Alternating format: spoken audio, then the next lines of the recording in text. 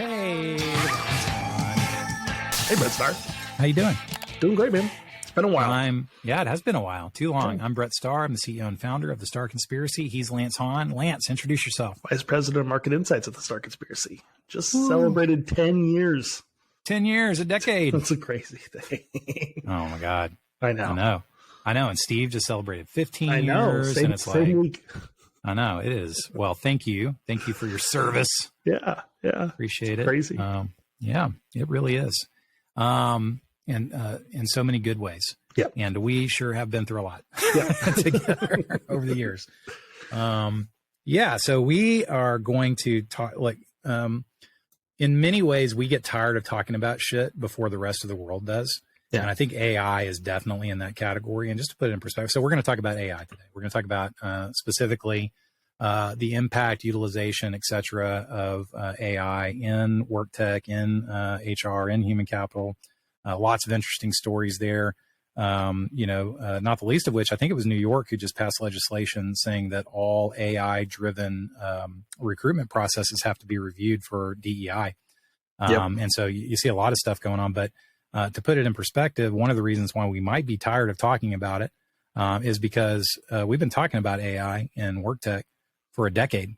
For a long time. Prior to the pandemic, many years prior to the pandemic, there was a moment when HR Tech, for instance, kind of the biggest industry show in WorkTech, was really just an AI show. People didn't even, vendors weren't even saying what they did for a living. They just have big, kind of banners that said AI. And so AI has been a topic in HR and human capital management and WorkTech for a long time. And so, that combined with just the frenzy over AI topics right now. And what's really interesting, and then I'm going to shut up and we can talk about this. I believe that people's response to artificial intelligence, specifically to generative AI, over the past couple of months has really started to hew to political attitudes, behaviors, and beliefs. Oh. Yeah. Meaning that it's my experience, because me, I read a broad cross section of news media, from far right to far left, and a lot of stuff in between. I'm a news junkie, but one of the things that I really love is to get a sense of selection bias in terms of the stories that are covered by different outlets that might be politically motivated, and the content and the slant of the content. And then my favorite part are the comments. The comment sections where all the gold is, right? And so what I've noticed is that, there seems to be on the right a strong positioning of AI as, a danger and something that, is going to destroy humanity and needs to be ironically governed. And then, on the left, there's a strong, almost over acceptance of, like the social good that AI can create, often looking past a lot of, the potential issues associated with it. And to me, it just kind of, it's just one more thing that's getting filtered through a political lens that, may or may not be political at the end of the day. But, that's yet another reason why I kind of get tired of talking about AI. But we have to talk about it because there's so much going on. There's so much going on. Yeah. I mean, that's an interesting thing. I take kind of another slant on it, and I wrote about it this week in our newsletter. So subscribe to that because you would already read this by the time you listen to it. But I mean, it's really, to me, lots of the reactions to the AI have almost been sort of a mirror onto yourself about your fears, uncertainties, doubts about yourself. Mm-hmm. So that probably, especially now more than ever, where people are, almost religiously identifying with, political parties. I think that those aren't two incongruent takes. Like if you believe that those things could both exist at the same time. That's where I see a lot of the conversation going when I see criticisms or praises of the future of AI and that I take a much more sort of mixed perspective personally. which is probably saying something about myself too. But I think that's one of the things that I see over and over again is I just see a lot of, I think my initial reaction to AI was like, especially on the generative side of things, oh, this is never going to do this. And that it was like a lot of that, like, a lot of that was stoked by like, oh, maybe this thing could write better than me at some point. Maybe this thing could do market analysis better than me at some point. No way though, kind of a egotistical kind of thing. So like, I think it's a lot of it's a reflection of ourselves. I don't want to get too philosophical here, but, to your point, we've been talking about AI and, HR and WorkTech for a long time. 2019 was the year I went to, HR Tech. And I think every giant booth there was AI. I think I counted like 40 by 40 booths. I think there was like over a dozen. The biggest booths there were all AI solutions. And this is, 2019, that's like almost 4 years ago now. Yep. And that whole floor is dominated by AI. So yeah, it feels like we've been talking about this a lot, but there's also been some substantial leaps, in, last half year, basically. Mm-hmm. Yeah. And, what's really interesting and probably instructive is that it's kind of one of these gradually then suddenly situations, yes. In terms of, technological progression, innovation, determinism, all the things that the phases of technology adoption. On the one hand, it would be easy to, kind of look back at that moment in AI and HR and WorkTech and say, yeah, but let's look at what the claims were and let's look at what the outcomes were. So the predominant claim back then was really around talent acquisition. Yep. And specifically that AI would be more effective at eliminating bias in the hiring process than humans would. And so that's why everyone was kind of lining up behind AI. As we've seen in the recent, case or legislation that's been passed in New York to review AI-driven hiring processes with an eye on diversity. In many cases, what we saw is that AI in that context actually exacerbated the bias of an organization because it was trained in many ways, to do what, was already being done in the organization. And so a lot of those models were based on, hey, let's take our top performers and model them and go find more of them. And it turns out that, without addressing the systemic culture that could make certain individuals more successful in an environment than other individuals, it said, hey, here are our most successful individuals. Let's, buy more like this. That's right. And the hit the buy more like this button was like a bunch of white people from Stanford. So great. We need more of those people. Yeah. The assumptiveness of we're doing everything right. We just need more of it or better of it is, that's a very human flaw. It was just like, and so, it biased all those processes and it biased a lot of the ways that people built these solutions on talent acquisition side, for sure. But, one could look at that and say, well, simmer down a little bit about what people are saying around the impact of generative AI, because whatever people think it's going to be, there's probably a long process that we're going to go through before it ends up being what it will be. And what it ends up being will probably be something different than what, we kind of anticipate right now.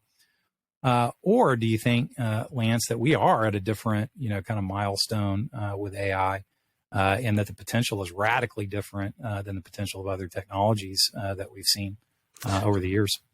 Yeah, I think it's, it's very much along the gradual and then all of the sudden. There's been a lot of work done over the last, 5 years on AI to get us to this point. So it's not like it happened like overnight, right? But it feels like things have sped up for sure. And so like, I think there's a unique moment here.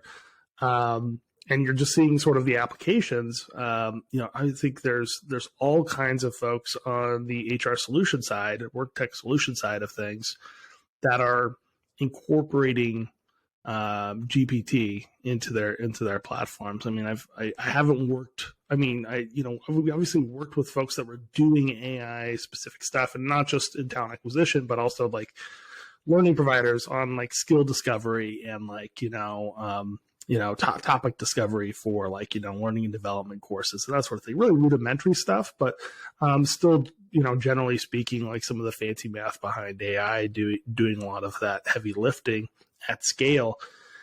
And now you see everybody sort of like, incorporating this sort of thing. I know you you've like worked on, GPT. I think you had a subscription to that at some point.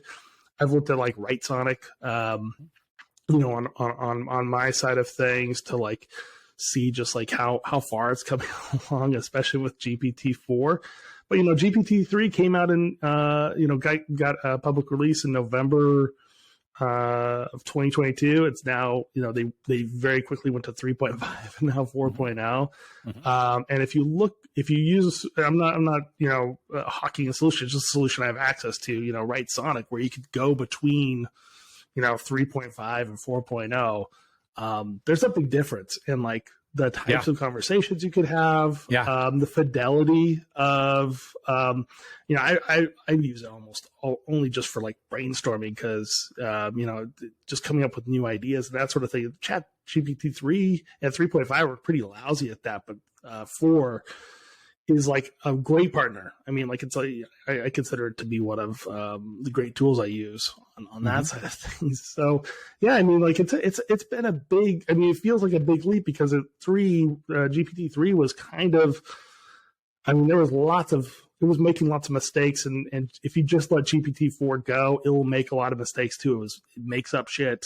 It cites studies that don't exist. It's really bad at that sort of stuff. Mm-hmm.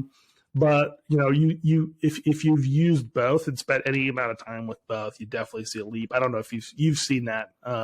In your experiments. Yeah, full disclosure. And I think relevant to some things that work leaders really ought to pay attention to around AI. I use AI every day. And I have used Chat GPT every day through the multiple versions. And I am in the process of exploring different use cases. So I've done everything from, some things I've, published, just for fun, such as haikus, sonnets, stuff like that. I've also written a lot of long form articles. One was a manifesto on the spirituality of a plant-based diet. I don't eat a plant-based diet. And so when I published that article and clearly said, hey, this was generated by artificial intelligence, I had many people commenting on LinkedIn, oh, wow, is this a new passion of yours? Oh, and asking me questions about, a plant-based diet. And I had to remind them that it was written by AI. You have no idea what a plant-based diet is like. No idea. You know what? I'm sure it's fantastic. It is. I heard. It's not for me. And, moving on from that, I've asked it to write marketing strategies, business plans. I wrote a 20-page document on the role of marriage in culture. So more of an academic, kind of case. I wrote about 50 pages of a sci-fi novel. And, I've tried a bunch of different use cases there. And 4.0 is slower, but incredible. Yeah. And has totally many different applications. Yeah. In addition to that, and this is, one of the, elements that starts to touch on what I think work leaders should be aware of, is I've, recently been participating in a committee internally at the Star Conspiracy to establish our responsible use criteria for artificial intelligence. And as you're going through that process, and this is something, tell me what you think, but I believe this is something that every company should do now. Yeah. Establish a baseline of responsible use of AI. In our industry, there's an internal component and there's an external component.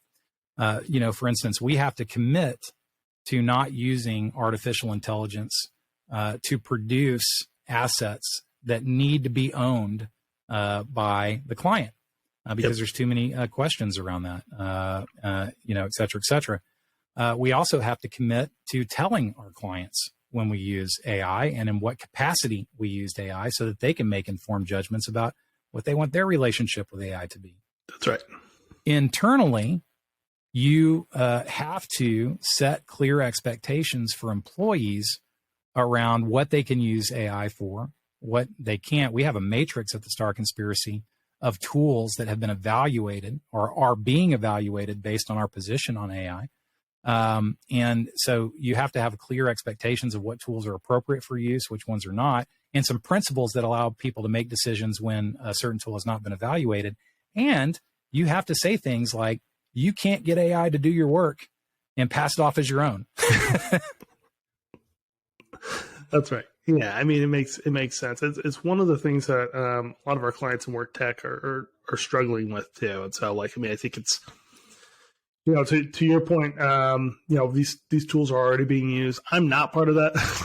I'm using AI tools. You know, I'm not using it to produce client work because it's actually faster for me just to write it most of the time than to like rely on, you know, do all the prompt engineering you have to do to actually get it. And then to your point, somebody puts in that prompt and they're going to get the same result, and it's not going to be super helpful. But it's one of the things I think a lot of the folks that we've worked with on the WorkTech side, I've been pushing hard aggressively, like more than I usually do. I've been pushing super aggressively. You have to have an AI story. You know, if you make any claims about intelligence, about doing something without somebody knowing, you've got to explain that, and you've got to make that clear. And if you don't, companies that are doing what we're doing and doing their own evaluation of the tools that they're going to be using, where the sort of the hard lines in the sand are going to be for AI, you're going to pass over your product completely, because they're going to say, I don't understand how. I mean, like if you're super vague about it, I don't understand where you're getting the sources of data to make these decisions or to make these recommendations. You know, it has to be super simple, and it has to be like easy to understand from a layperson's perspective. So it's definitely something you have to sort of figure out. It's definitely within the, you know, work leaders have had a huge expansion of duties over the past 3 years. This is another one where they're going to have to figure out this from a workforce perspective, and sort of a work process perspective, as we're thinking about the work experience and thinking about employee success. Where does AI help our team, and how could that best be accomplished? Well, I mean, to me, here we are again, right? So I tell the story frequently of if we had a think tank in 2019 that modeled, hey, everyone, let's pretend that there's going to be a pandemic that starts in 2020, and let's call it COVID. Yeah. And we need to identify someone inside companies who's going to take the lead in responding to COVID. Let's call it the chief COVID officer. Who should be the chief COVID officer? Nobody in their right mind would have said an HR leader, right? And yet that's what happened. Yeah, the HR people became the chief COVID officer. Here we are again.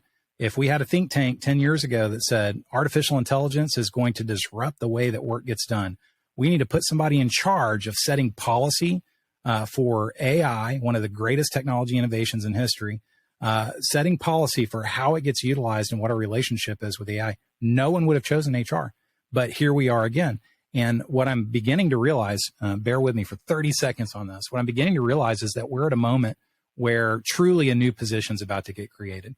The last time I saw a new position get created credibly and in earnest was the creation of the Chief Information Officer, the CIO. See, I remember a time before CIOs, and I remember reading article after article after article stating that the transformation created by cloud computing is so significant that we need an officer at the horizontal level to deal with, how we implement these innovations in tech. And so that gave rise, you had VPs of IT and stuff like that who now were chief information officers, right? That's right. Here we are where it's not all flowing through technology anymore. It's flowing through HR. And yet HR does not have the same horizontal reach into the work experience that, say, IT does. And I believe that we're going to see the formation of a role that comes out of HR that has more power and is more closely tied to how work gets done inside an organization, not just to staffing, not just to employee experience, but the actual work experience. And so, with that in mind, I'd ask you, just another quick story. I was on a call recently evaluating Gong for the Star Conspiracy. Great tool, great sales analytics tool. It analyzes sales conversations and, provides insights into basically what works and what doesn't. Yep. And my question to the sales rep was, well, how is AI going to improve or disrupt the model that you're using? Because their core solution is not based on artificial intelligence right now. And it gave me a moment of pause around, well, should we buy and implement Gong right now? Or should we wait to see how the utilization of AI in solutions such as these plays out over the next several months? Do you think HR people right now are or should be pausing their product evaluations to consider the impact of AI? I mean, this is so it's not an easy question to answer, because I think you alluded to this with the fact of maybe creation of a new position, because this goes to some like really fundamental questions that organizations have to answer about themselves, about the risk profile, about their aggressiveness to be ahead of the market. You could be Luddites and be successful. I do believe that. Like, so like if you want to kind of go AI free to a certain extent, or maybe just I don't even know if that's possible anymore, but if you just really wanted to just stay basic, we're not going back to typewriters, but we're kind of just saying like, hey, we could kind of just chill here for a couple of years. You probably can survive. You might even do okay. But there's probably going to be, I think where the sort of the range of things that are possible are going to be people that are just going to say, let's get every freaking AI tool, ethics be damned. Forget our legal team, forget our risk team. Let's get it, because we feel like this is a threat or just such a huge opportunity to get AI and get ahead of the market here. So like there's some first mover advantage there. There's other folks that are going to be a little bit more conservative. And so, yeah, I think there's going to be some folks that are going to be like, you know what? I think if we're making a 3-year decision, like a lot of SaaS solutions are, so some of them are 1-year decisions, I think at the bare minimum, then yeah, if you're in this space where AI could seriously help, and I think Gong is one of those solutions where, if you add some level of AI across the board, it seems like it makes sense. A lot of the transcription tools and, recording tools that transcribe things and do sentiment analysis, that sort of thing, have been pretty limited because they're not necessarily using AI for that sentiment analysis. They're using like old school ways of, doing like word frequency and that sort of analysis, which was really flawed, honestly. Yeah. If I was evaluating at least certain tools, which, you could probably do a really quick force ranking of like tools with high AI impact versus tools with low AI impact. If I have one that has high AI impact, am I going to be hurt if I wait 3 months and then make a decision versus make a decision now, lock us in for 1 to 3 years, and then realize, you're going to have some buyer's remorse at 6 months. You'll be paying for 2 solutions for, half a year. Or worst case scenario, like another 2 years, because you locked yourself into the solution that's not future facing. So it's kind of, it's not it's like not just a simple like yes or no. And I think that's the tough thing for every HR person, CIO, whoever's sort of leading charge on this stuff to be thinking about right now. I don't know about you. Well, what you say is critically important. I think that. I see it on both sides, right? From the work leader side, but also the work tech vendor side. I think that work tech vendors are experiencing some deals that are stalling. Yep. First of all, the pipeline slowed down for WorkTech vendors significantly towards the end of 2022 and the beginning of 2023. Purchase decisions were being delayed, sales cycles were getting longer, et cetera, for a variety of reasons, not the least of which was economic uncertainty, et cetera, et cetera. But within that, population of slowing deals, there is a significant cohort of deals that slow down because they're evaluating their position on artificial intelligence, and matching their position to, the features and benefits of the solutions that they're evaluating. So, some companies are taking the time to say, does this change our 3-year plan around, technology transformation, which is an ongoing process in all companies all the time. I think what you're saying about work leaders and companies is critically important. And also kind of bolsters this notion that there needs to be somebody in charge of this stuff and not in a siloed way. Yeah, it has to be cross-functional, cross-organizational. Yep. What is your company's posture on technology?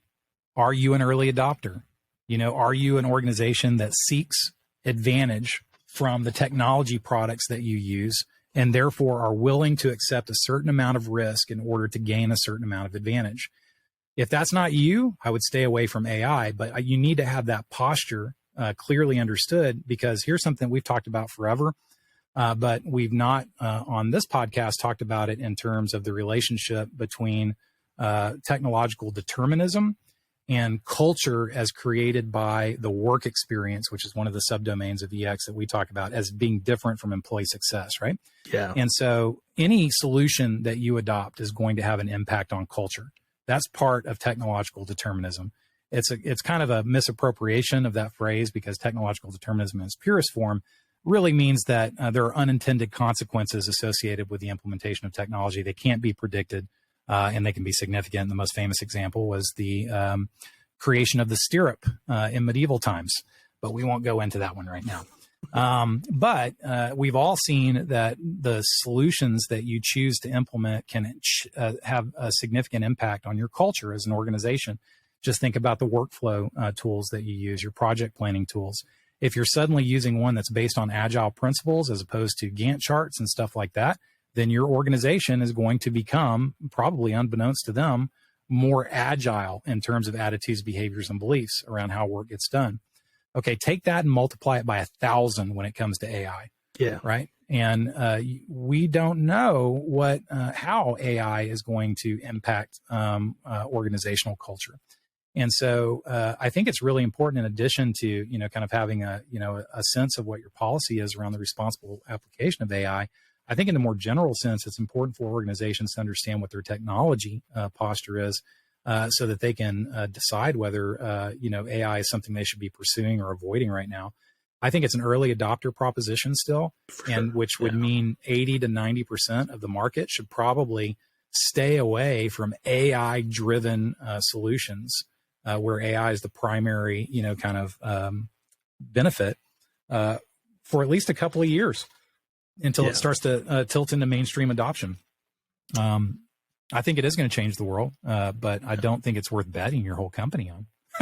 Yeah, it's a real tough. I mean, especially for companies in the mainstream, it's a real tough cookie to swallow on that front for sure.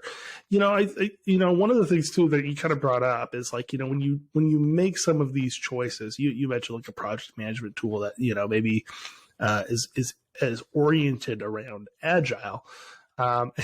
The thing that makes you do is it makes you look at all of your tools through that lens. I think your point about AI is the same too, because once you sort of figure out that AI can do some of this stuff, you become frustrated with the other solutions that can do this stuff.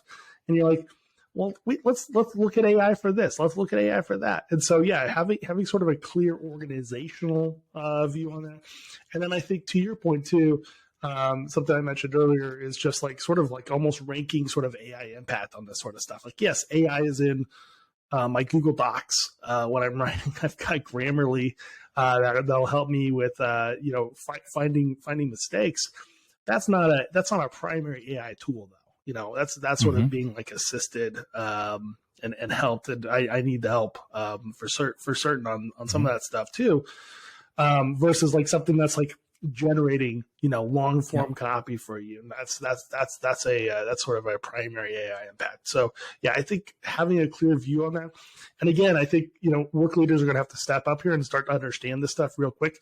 The great thing I think is that I've just seen an enormous impact enormous appetite for, kind of consuming some of this stuff. I mean, like you see lots of publishers talking about AI.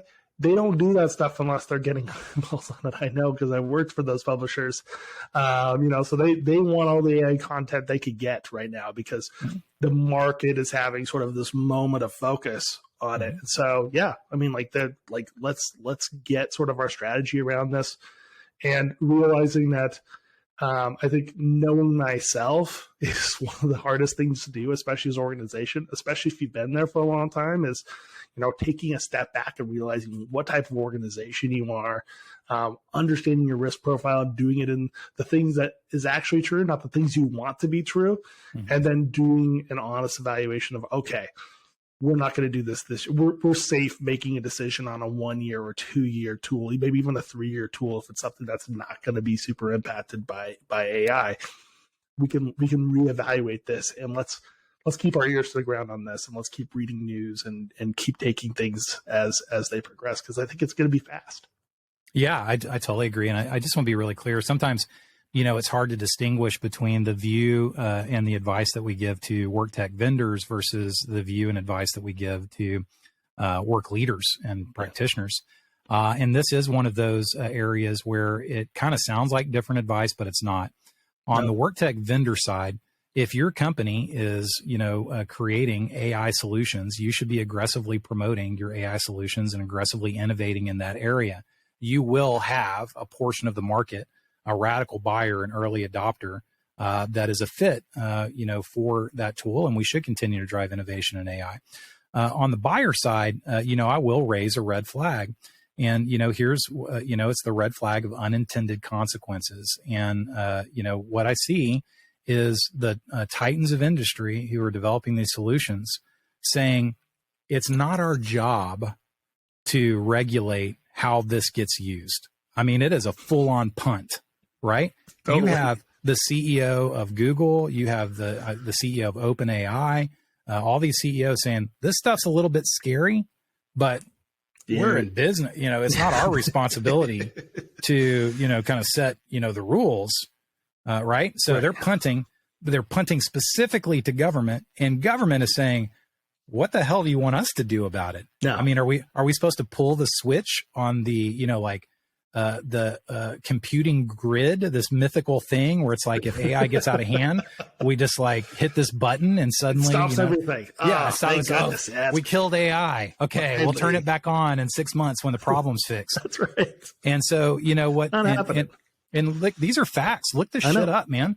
Every company who is in the business of creating generative AI solutions is punting on, the potential negative consequences of AI. Or any governance, really. Yeah, I mean, yeah.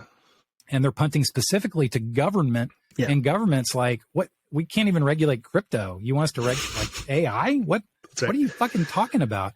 And so inherent in that for me, and where the red flag exists, is everyone's pretty much saying, we don't know where this is going to go. And so if you end up with an employee communication solution that has a significant AI component, what kind of mistakes could you anticipate potentially, occurring with that solution? There's a lot of use cases in, marketing that are easy to understand. Marketing's always a little bit ahead of, HR and employer brand and employer communications and stuff like that. And you're seeing all kinds of cases where people were using AI to generate content for social media streams, to generate marketing content, and the stuff just got a little out of hand and nobody was looking at it, and it started to say some crazy shit. AI got drunk or something and was posting at 3 o'clock in the morning.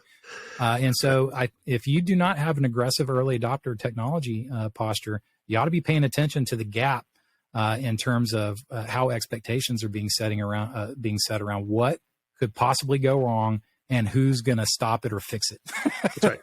Well, I know we're coming up on time here, but one point on that. The New York law that we've talked about puts responsibility directly on employers, on the business, not on the vendors, not on the government. Like taxes, the government will tell you if you messed up, if you fucked up. But the business has to figure this out, and they have to figure out sort of like, is this tool going to have an adverse impact on my workforce? And if so, I can't use it. Like, even if it's unintended, doesn't matter. Like, if it does have that impact, it does. So like, it's definitely a big red flag for organizations too, as they're evaluating this, not even just at a large, kind of macro level, but also just like on an individual decision basis. If you've got, and those laws are going to multiply. That's sort of how the government's going to outsource the enforcement and governance of this thing is through those types of laws, I think. Yeah. And where's the chain of custody of information?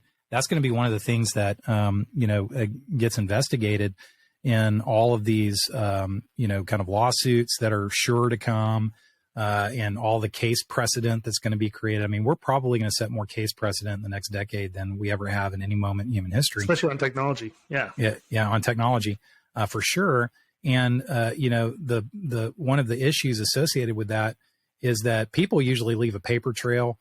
People programming usually leave a digital exhaust, et cetera, et cetera. AI can do shit, and in many ways not produce an auditable, chain of information that will give anyone any knowledge about. So one of the key concepts in criminology, for instance, is the notion of mens rea. Was there intent? Well, how are you supposed to judge intent when a solution is derived from artificial intelligence? Go into a black box. Yeah, absolutely. Yeah. It's not a good place to be if you want to get audited, or you need to like sort of show justification to save your bacon on a new case of AI based discrimination. So it'll be fun. Well, like a really terrifying way sometimes, but yeah. As the saying goes, may you live in interesting times. Yeah, well, there you go. I'm Brett Starr. He's Lance Hahn. We are at the Starr Conspiracy. Thanks for your time today. Please subscribe, tell your friends, and we'll talk to you probably next week. Sounds great. Thanks a lot.